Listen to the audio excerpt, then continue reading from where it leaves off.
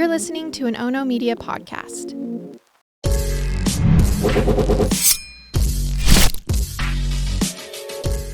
Good morning, and thanks for joining me for Rise in Crime, your morning caffeine hit all about crime. I'm Mama Jules, and I have a case that I almost updated you on last week, and I just didn't like the way it was coming together. And sometimes things don't work because it's just not the right timing. And in this case, waiting to tell you the story until the trial was concluded and until sentencing happened is going to actually complete the entire story. So I'm going to tell you the whole story now. And boy, does this mother, Melody Ferris, wreck her family with her sentencing statement. But first, a thank you to Caroline for the case suggestion. And also, we need to figure out who are Melody and Gary Ferris. They're a married couple out of Cherokee County, Georgia. Well, the two had been married for nearly 40 years. Together, they have 4 children, and this marriage has been scarred by extramarital affairs and fighting over money. And the money part? Well, they're mostly fighting over it because there's money to fight over. Gary is a prominent attorney and founding partner of Burr and Foreman Law, and the couple live on a 10-acre property in Free Home, which is located in Cherokee County. The couple's oldest son has said that he knew his parents' marriage wasn't stellar. According to Chris, that's the son, his father had even shared with him for more than 10 years about how the marriage was fractured. Chris said, as far back as 2008, he had suspicions that his mother was having an affair with a man named Ted Wiley, which is all weird on its own, since Ted is the former boyfriend of Chris's aunt on his dad's side. So I guess at least it's not sister sharing a boyfriend, but there is some intermingling of circles here that is a little weird. Chris also said his father, Gary, shared some of the money issues with him. According to Chris, in the late 2010s, his father had told him that his mother had withdrawn $50,000 from the home equity line of credit. Chris said his dad claimed he had no idea she was going to do that. They hadn't even talked it over. Gary had just figured out that the money was accessed from that line of credit. Now, during Melody's affair with Ted, or the alleged affair, Gary allegedly told Chris that he was filing for divorce. He said Gary was tired of Melody leaving for weeks at a time to go stay with her boyfriend Ted in Alabama. Well, Chris then said his dad didn't go through with the divorce filing because, allegedly, after one of his mother's trips to Alabama, Gary and Melody patched things up when she returned home. Now, Melody has her boyfriend, but Gary isn't Lily White either. He has an office girlfriend. And in 2017 and 2018, that office girlfriend became suspicious of Melody. So there's a twist, right? The girlfriend's getting suspicious of the wife. Well, she became suspicious of Melody because when Gary would spend time with Melody, he would shortly thereafter become dizzy and sick. One of these dizzy spells, which often resulted in fainting, led Gary to a quick trip to the emergency room. Chris, the son, claimed that his father, Gary, told him he was worried Melody was poisoning him. Chris said his dad felt like he could tie the spells back to dates where Melody had fed him dinner or offered him food. He allegedly said he would then become ill after Melody had given him the food. Now, I think we have to be objective here. Is it possible Gary's girlfriend planted this seed of doubt in Gary's mind? Something like, hey, sweetie, your wife might be poisoning you because I notice you're getting sick.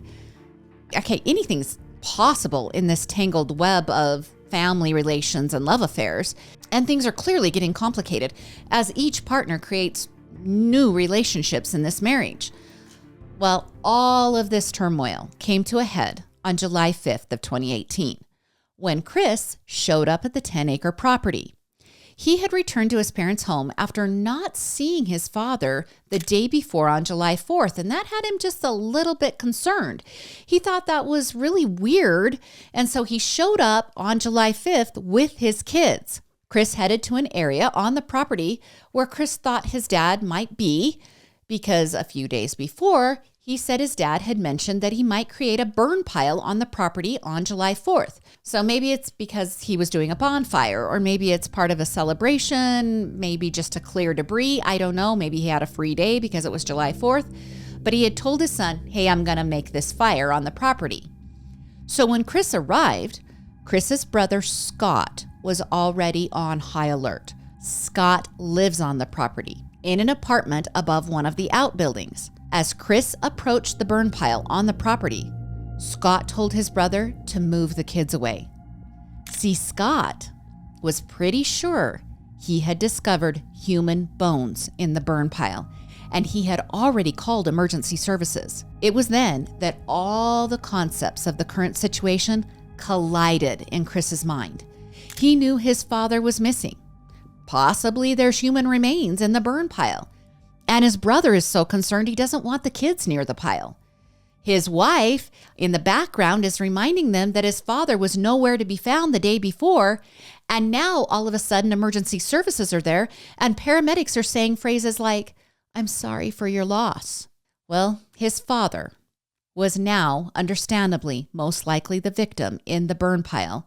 And Chris was met with an unimaginable new reality.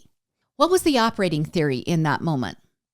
Well, everybody was kind of thinking Gary had one of his dizzy spells and fell unconscious into the fire, burning himself alive. As the next few days played out, the family unit eroded. Chris and his mother argued over the estate and also the funeral expenses and the money that his parents had loaned to Scott, his brother.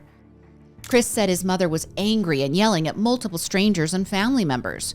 The family unit was so decimated that they didn't even hold a funeral for Gary. You guys, you heard that right. No funeral. And by the way, the obituary is non-existent as well.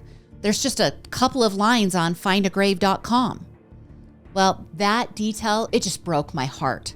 The family disputes were so raw and inflamed that they couldn't even remember their 58-year-old father and grandfather and husband who had successful career moves, and he had friends, and he has memories and a past. They couldn't even bring themselves together to remember that. Well, the next 10 months carried forward like a haze-filled bad dream. Chris and his mother didn't speak anymore. Police are still investigating the death, and Scott is having his own sort of conflict with his mother. Well, part of the police investigation included the finding of a bullet in the fire pit amongst the remains of Gary Ferris. And an autopsy on the remains by the Georgia Bureau of Investigations determined that Gary was killed by a gunshot wound to his left rib. The final ruling? The manner of death was a homicide. In June of 2019, 11 months after Gary was found dead and burning in the pit, police arrested Melody Ferris for the murder of her husband. She was taken into custody in Tullahoma, Tennessee, and transferred back to Georgia. So why was she in Tennessee? Well, that's where her new boyfriend, Rusty Burton, lives. And this isn't a rebound relationship after the murder of her husband. Nope.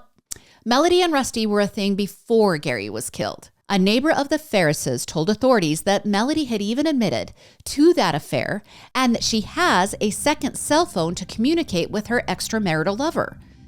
That neighbor said Melody told him that her and Rusty would meet up at least once a week while Gary was still alive. That neighbor also said that Melody had flatly told him that she hoped her husband would die a lonely and gruesome death. So it's kind of checking out that Melody has provided a motive here for police and for her arrest. So let's review this. Melody has a flourishing relationship with Rusty, her boyfriend. She has a complicated relationship with Scott and a non-existent relationship with Chris. And now she's been charged with malice murder, felony murder, aggravated assault with a deadly weapon, concealing the death of another, and also making false statements. Well, Melody pled not guilty to all the charges.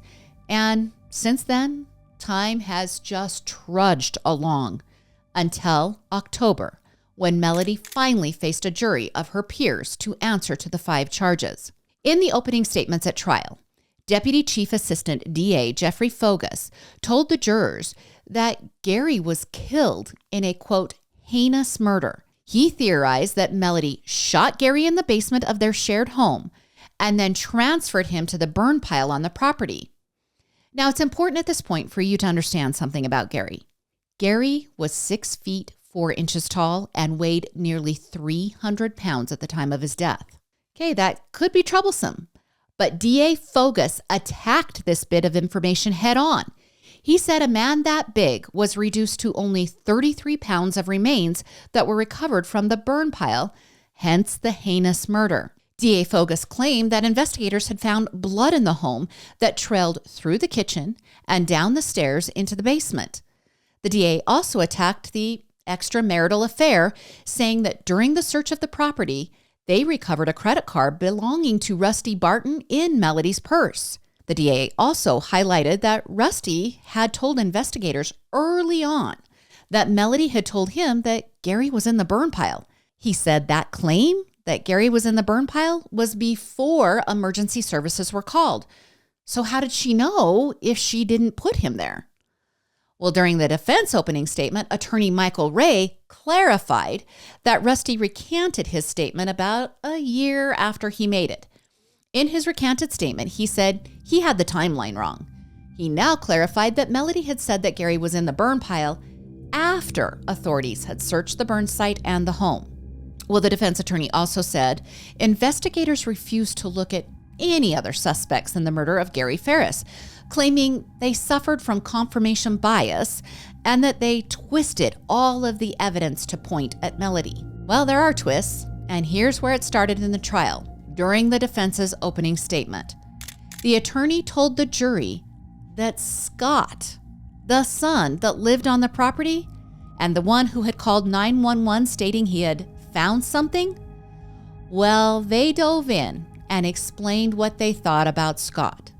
They said that just 13 minutes after law enforcement arrived on scene, Scott was already blaming his mother for the death of his father. He was so bold in his blaming that the defense attorney said Scott immediately started asking family members about a gun that was supposedly in the house. Okay, remember, they're all operating that Gary fell in the pit due to a dizzy spell. Yet, according to the defense, in the early hours of the death investigation, Scott's already bringing up a gun, saying it was missing from the property, but they don't even know that Gary's been shot yet. The blaming of Scott for the murder of his dad continued when the defense attorney told the jury that no gun was ever found, even though it existed at one point. And the defense attorney also told jurors that Jenna Ferris, okay, she's Scott's ex-sister-in-law. Well, she allegedly told authorities that she had seen Scott with that gun in the basement of the home. Then the defense brought up that Scott frequently borrowed money from his father, which in turn caused tension between his parents and also with his siblings. Well, both the defense and the prosecution brought up the concept that Melody and Gary were living separate lives. Apparently, Melody slept in the bedroom on the ground floor, and Gary slept in the basement. But the defense was painting a picture that the family was dysfunctional, and that actually that dysfunction was kind of their normal. It wasn't tension between the married couple. This is just how they existed. But the state viewed it much differently. They said the dysfunction was the catalyst, along with a lucrative insurance policy for Melody to kill her husband. Well, during the trial, an LEO testified that he smelled cleaning solution in the home when he was greeted by Melody on the day of the remains being discovered. And then another LEO testified that he discovered a red shirt and shoes in the bedroom that had several stains on them. The stains, according to the LEO, resembled soot, possibly from the bonfire. Well, crime scene investigators did admit that although blood was found in the home, no blood was found at the burn site, which was concerning for the defense. They did note that tire tracks were visible at the burn site.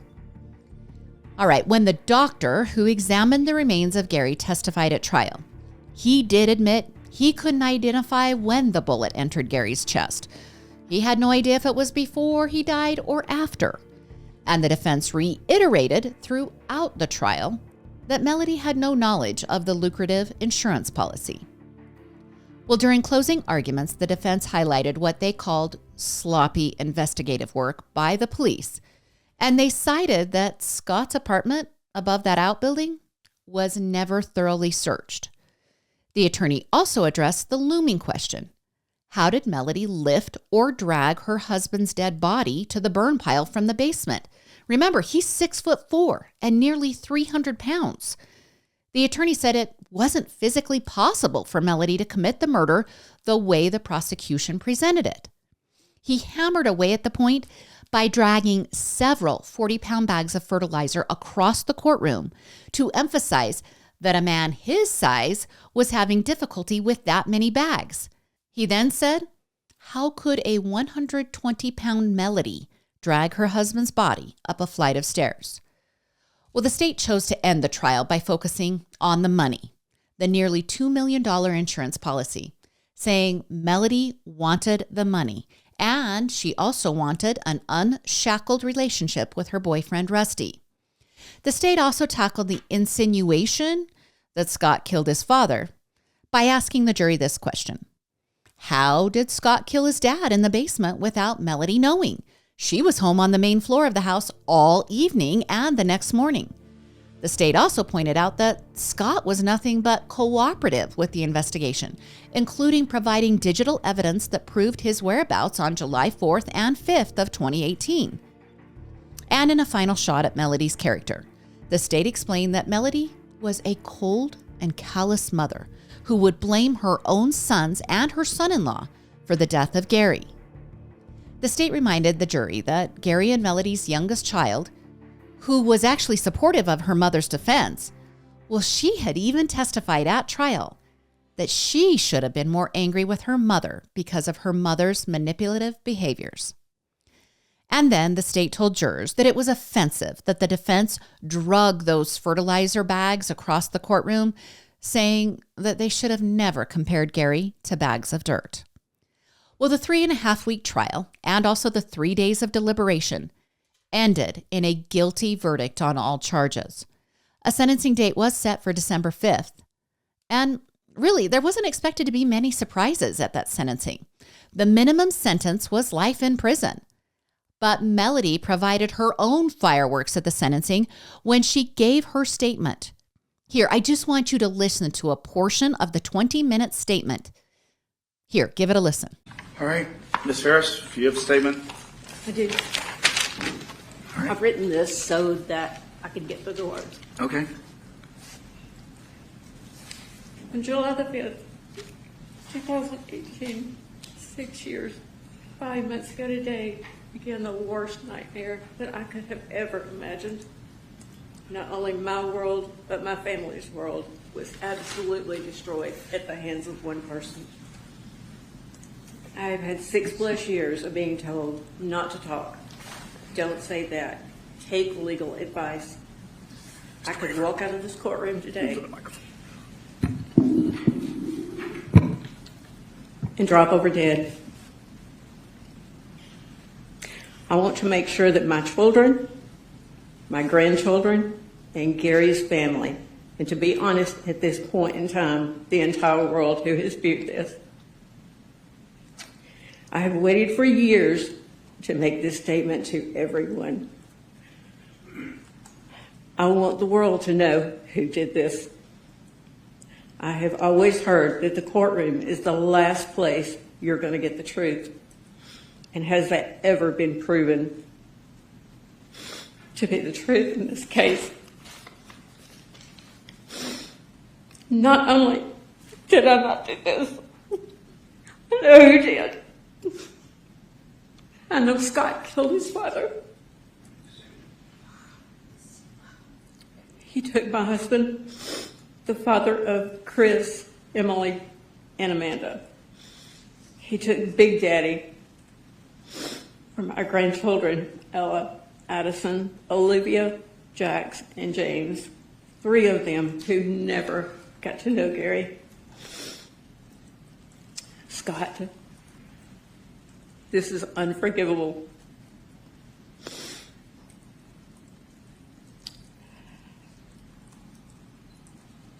Scott has spent an entire life of loving and protecting you, but this I refuse to cover for you. My mother, your mom, begged me to take the blame for this. She said after she talked to you, after Gary died, that she knew you had done it. Her exact words were, "You are his mother. You have to take blame for this." And I told her no, that I couldn't.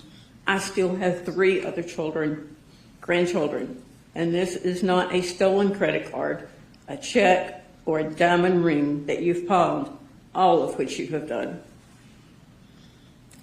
I saw you coming from that burn pile the morning of July the 5th in your truck. You told me that you were checking on the fire to make sure that it wasn't going to get the woods on fire. You told me it was okay. I asked you a few weeks later why you were at that burn pile in your truck. And you told me that your dad had told you to clean up the extra wood that was by the barn. You guys, the look on her son Scott's face during all of this, he is dumbfounded. Now, I don't know this guy, and maybe it's contrived, but if it is, it's pretty convincing. Now, there's also a woman sitting in front of Scott. I'm not sure who she is, but she is also so shocked, which makes me kind of believe Scott's response just a little bit more. Well, later in the statement, in a part that I didn't play for you, Melody begged Judge Cannon to not send her to prison for something she didn't do. She then said if she had killed her husband, she would gladly accept the charges. Well, Judge Cannon ultimately sentenced Melody to life in prison with the possibility of parole after 30 years served. But here's the deal. Melody is 64 years old. She will be 94 years old when she is eligible. Now, I saw people arguing for and against Melody while I was searching online for responses to the trial and updates to the trial, just doing my general research. But really, I want to know what you think. Let me know in the comments. And you guys, I wish I could highlight Gary more, but the man didn't even get a funeral, so the information is so limited. I truly hope the trial has helped some of those who love Gary just to start to work through portions of the grieving process that was missed because of the absence of a funeral and just the absence of traditional love during a death. Now to this story out of Arizona, where a polygamist leader has been sentenced to 50 years in prison for sex crimes and kidnapping. You guys, I got a question. How many wives do you think he had? I wish I could hear your answers. But the true answer? 20 wives. And several of the wives are underage. So who is this guy? Well, it's 48-year-old Samuel Rappley Bateman, who resided in Colorado City. So that's just over the border of Utah and Arizona, and very well known as being the place where FLDS offshoots live and make their homes. Well, his cult is just that. It's an offshoot of the Fundamentalist Church of Jesus Christ of Latter-day Saints. So back in September of 2022, law enforcement descended on this religious group, removing 9 girls ages 11 to 16 from the group. They transferred those girls to group homes just outside of the Phoenix area, and the 9 young women were being watched by the Department of Child Safety. Well, during the search of Samuel's home, during that raid, federal agents seized computers. They got a hold of handwritten notes and journals. They got cell phones and then some other electronic devices. The whole removal of the young women, and obviously the search and seizure and subsequent arrest, was spurred on by an initial discovery of Samuel driving a truck, pulling a cargo trailer in Flagstaff, Arizona. So that's just north of Colorado City. When Samuel was pulled over and the cargo trailer was opened, authorities discovered 3 young women locked inside. Okay, whoa. He's got women in a cargo trailer? And we had questions? And this is the first time red flags were raised about this guy? All right, once he was arrested because of that, police say he instructed his congregation to delete the app called Signal from his devices. Federal investigators believe that is how the cult communicates. And apparently, he told one of his higher-up followers to delete the entire account and all the messages that stemmed from the account. Now, when Samuel was arrested, A judge said no way to Bell, citing he was too dangerous for the community and that he was a trained survivalist. Authorities had also discovered that Samuel had instructed the women just a few months prior to all obtain passports. So what was he going to do there? And it's important to point out, this man has some very serious and loyal followers. Well, in December, that was 3 months after the young girls were rescued, the search and seizure happened, Sam was arrested. 8 of those 9 girls in December of 2022, they escaped from the group homes in the outer Phoenix area. 4 days after they were reported missing, federal authorities traced the women to an Airbnb in Spokane, Washington. There, a 19-year-old woman named Moretta Rose Johnson had gathered those girls and fled to Washington. She was arrested and charged with kidnapping. And on the same day the girls were found in Spokane, a 24-year-old woman in Colorado City was arrested. She was also charged with kidnapping since she was involved in the video calls with the 19-year-old woman who had gathered the girls and taken them to Spokane. Like I said, these are loyal followers. Well, as the evidence piled up against Samuel, he finally took a plea deal. And now, because of that plea deal, that evidence has been shared with the public. Authorities say Samuel would engage in group sex with the wives. He also allegedly would watch other men sexually assault and abuse the girls. The evidence in the affidavit says that Samuel was heard on an audio recording saying God had instructed him to, quote, give the most precious thing he has, his girl's virtue, to the men he had selected to receive that gift. He then is heard saying that God will fix their bodies and put the membrane back in their body. He then said he has never had more confidence in doing God's will and that all of it was out of love. Well, the FBI affidavit also said that Samuel wanted to conceive a child with his own daughter and make her his wife as well. So he's planning on marrying his daughter and having a baby with her. He allegedly even bribed his daughter to engage in these activities by giving her $50 and a large bag of Doritos. Well, that daughter was removed from the home. And her mother? Well, she filed a restraining order against her husband, the child's father, who was Sam. So before we get to the sentencing of Samuel, let's answer the question of what justice has been served to the women who allowed this to occur and also to the women who kidnapped the rescued girls. Well, the 2 women who gathered the girls from Phoenix, they've been found guilty on charges of interstate travel to persuade or coerce a child to engage in sexual activity. So I'm guessing this is a charge that relates to returning the girls to the men who would continue to sexually abuse them. It's probably a heightened charge if I'm contemplating here. And 7 of Samuel's adult wives, they're back in Colorado City. Well, they've been convicted of crimes related to coercing children into sexual activities and also into obstruction of justice because they tried to impede the investigation into Samuel. All right, so speaking of Samuel, his plea agreement. Well, he admitted to coercing underage girls as young as 9 years old to engage in these sexual activities with him and other adults. In the plea, he also admitted involvement in the plan to abduct the girls and transport them over state lines where they ended up in Spokane, Washington. Now, some of the girls were present in the courtroom last week, and they spoke about the abuse they experienced. One incredibly brave young woman looked directly at Samuel and said the following, "You have no power over me." She then told him that she hoped he felt all the pain that he had caused her while he was rotting in his prison cell. Another of the victims said she was in the courtroom for the child, meaning her younger self, who didn't have a voice, the child who was exploited by Samuel, the child who woke every day to be a slave to the twisted passions of an evil person. She said she and the other girls meant nothing to Samuel and that he only used them as toys. Well, according to AZ Central, Samuel did not make eye contact with the girls during the statements they offered.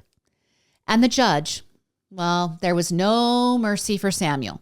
She could have sentenced him to 20 years, but instead, she chose the maximum sentence of 50 years in prison, which means the 48-year-old former cult leader could effectively and possibly die in prison. Interesting enough, some footage, like some behind the scenes of this cult, well, it could become available now that the sentencing has occurred, because a brave couple who was part of the group had been recording events under the guise of developing a documentary about the religious sect. And all of those recordings have been turned over to authorities. So I'll keep you updated if, possibly more comes of this group from that footage. And I also want to kind of figure out if they've anointed a new leader. So I'll let you know when I know.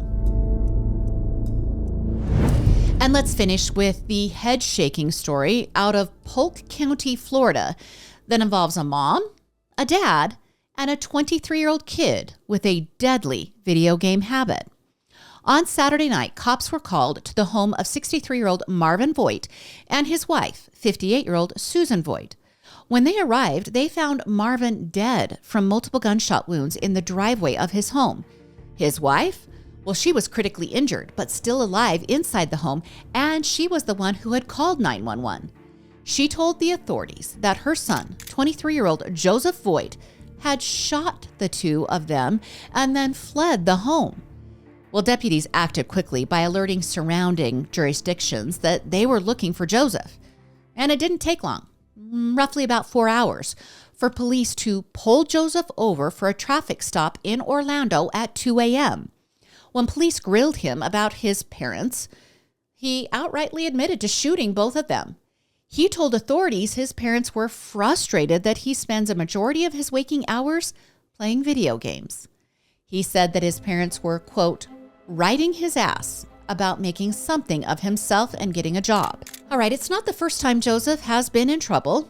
He has already been arrested for firing a weapon in a residential area, and also he's been arrested for battery. Susan is recovering from her injuries in a hospital, and Joseph's charges have yet to be determined.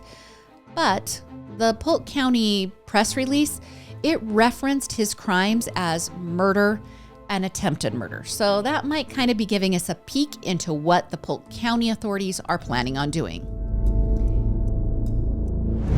And now let's catch you up on the comments from Monday's episode. First, the coach, who also worked as a security officer out of the Las Vegas high school, where he allegedly filmed having sex with a possibly drugged 15-year-old. Well, in that episode, I listed many reasons why it was potentially easier for people of authority to groom and abuse teens and children. Natalie on YouTube brought up an interesting point of why it might be prevalent in today's world. She said, we possibly don't pay teachers enough, and that stops the kind of higher quality individual from entering the profession. She also clarified it is never the child's fault in these situations. And Blue Phoenix and Alexandra both said that access to children should end when the school day ends. There should be no out-of-school communication or any communication via apps. And to our two listeners, Maddie and Cheyenne out of Clackamas County, apparently they both live near there or there. Well, they hadn't heard about the woman who went missing with her 2 dogs and was later found murdered. This is one of the reasons that we created this community. It's a place where we can highlight victims in a longer format than your local nightly news can offer. So keep your comments coming. I love to hear what you have to say. And that's your Thursday edition of Rise in Crime. Again, thanks for joining me here on Rise in Crime. I love that we're communicating together, that the numbers just keep going up. You guys are doing a great job of sharing the podcast. So big favor, please share it with a friend. Tell people about it. It helps us get an even more vibrant listening audience. And I also always love 5-star reviews and positive comments. I've seen those rolling in as well. I really do appreciate it. You can like and follow us on all of our social media accounts here at Oh No Media, also on YouTube. Remember, the 3 podcasts are Murder with My Husband, Into the Dark, and Rise in Crime. You can join me again on Monday for more morning crime news. I'm Mama Jules, and keep safe out there.